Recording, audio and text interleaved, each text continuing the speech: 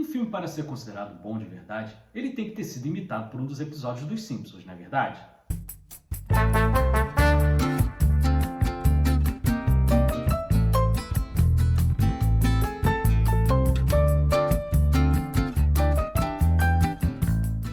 Olá, eu sou Edu Schneider do Cashback e hoje nós vamos voltar ao ano de 1951 para falar de A Montanha dos Sete Abutres, dirigido pelo grandíssimo Billy Wilder. Esse filme sem a parceria com Charles Brackett, o último filme que eles tinham feito juntos, Crepúsculo dos Deuses, tem aqui vídeo no nosso Cashback. E esse filme é baseado em fatos que acabou até gerando um grande processo para a Paramount. No ano de 1925, um homem chamado Floyd Collins ficou preso numa caverna durante 17 dias e acabou vindo a falecer. Essa história foi comprada pelo jornalista Victor Desney. E aí, quando a Paramount resolveu fazer A Montanha dos Sete Abutres, que história é bem parecida, Victor Desney entrou com um processo contra a Paramount. Acabou vindo até a vencer e ganhando $15 mil do estúdio. O Billy Wilder é um cara provocador. A gente já tinha visto lá em Farrapo Humano ele mexendo com a indústria de bebidas alcoólicas. Nós vimos também ele sendo provocador lá em Crepúsculo dos Deuses, mexendo com a indústria de Hollywood. E aqui não é diferente. Ele mexe com a polícia e mexe com a imprensa, que naquela época, nos anos 50, eram vistos como instituições irretocáveis. E o elenco é espetacular. O Kirk Douglas, que nessa época pertencia ao Warner, foi alugado pela Paramount por $150 mil e fez aqui o Charles Tatum, o jornalista totalmente inescrupuloso. Temos Richard Benedict fazendo o Léo Minossa, o cara que ficou preso na caverna, que eu lembro lá de 11 Homens e um Segredo, filme que eu adoro. Não do George Clooney e do Brad Pitt, o lá do Frank Sinatra, Jim Martin e Sammy Davis Jr., o antigo, de 1960. Temos Jane Starlin interpretando Lorraine Minossa, a esposa de Léo. E fechando o elenco principal, nós temos Robert Arthur interpretando o Herbie. Não aquele Herbie o Fusquinha. E para começar com aquela pequena sinopse do jeito que a gente gosta, nós temos o jornalista Charles Tatum indo para uma pequena cidade chamada Albuquerque procurar um emprego. Ele que já tinha sido dispensado de dezenas de jornais por diversos problemas. Ele vai ali em busca de uma notícia grande, o que acaba não acontecendo, e ele já está um ano ali, já está entediado, até que ele é mandado pelo chefe dele para cobrir uma corrida de serpentes. Isso mesmo, uma corrida de serpentes.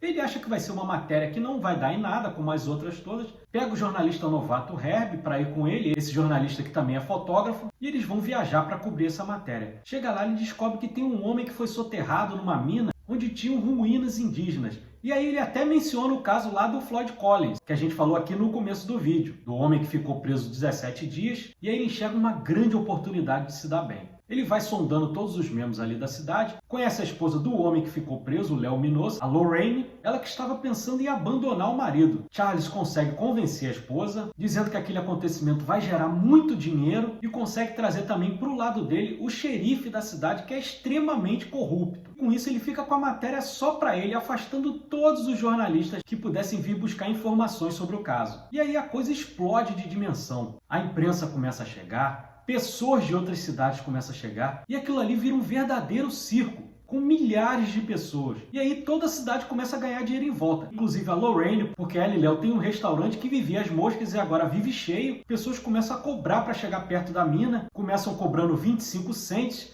depois passam para 50 cents e no final já estão cobrando $1. E aí você vê a genialidade do diretor Billy Wilder. Naquela época, filmagem em 4x3, aquelas câmeras pesadíssimas, ele faz panorâmicas maravilhosas e são difíceis de acreditar até como ele conseguiu. O filme utilizou 400 carros, mais de 1000 figurantes e a mise-en-scène é perfeita, tudo funciona, parece uma cidade viva mesmo.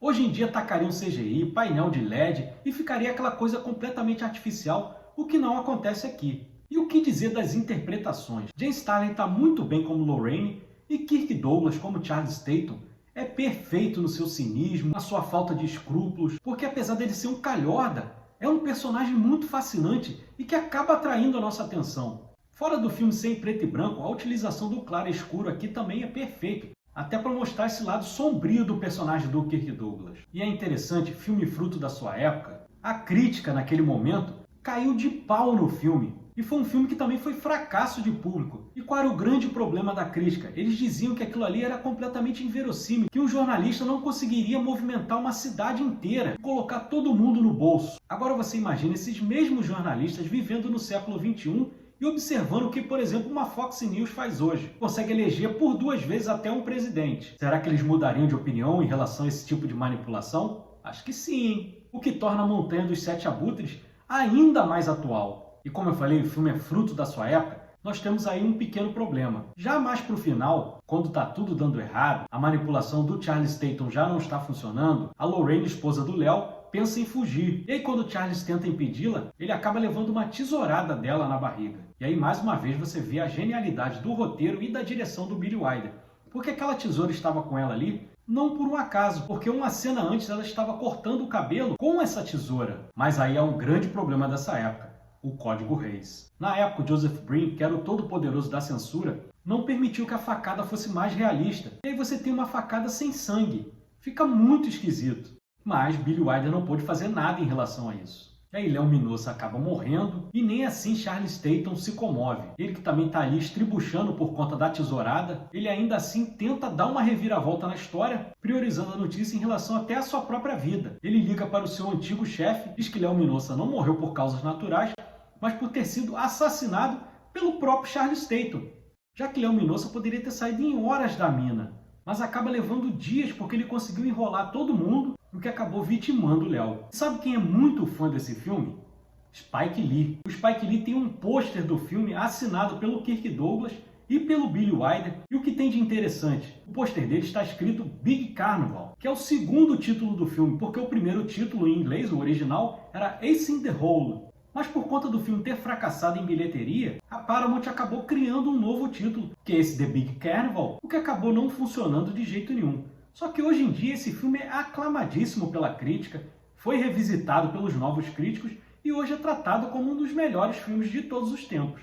E eu acho que com razão. E fechando o vídeo com aquilo que eu falei lá no começo, sim, A Montanha dos Sete Abutres serviu de inspiração para um dos episódios dos Simpsons, o 13º episódio da 3ª temporada, chamado Radio Bart. Então podemos dizer assim que é a chancela final de que A Montanha dos Sete Abutres é um filmaço. Mas é isso, se você gostou desse vídeo, deixa o like, inscreva-se no nosso canal. Cashback tem conteúdo de cinema de domingo a domingo, eu trago shorts diários, tem nossos vídeos de segunda a sexta, tem o nosso Cashback Hype toda quarta-feira, 8h45 da noite, episódios mais longos em formato de podcast de 1 hora, tem coberturas de cabine de imprensa, falamos de filmes antigos, de filmes novos, tem para todos os gostos. Muito obrigado a você que ficou até aqui, um grande abraço e até a próxima. Valeu!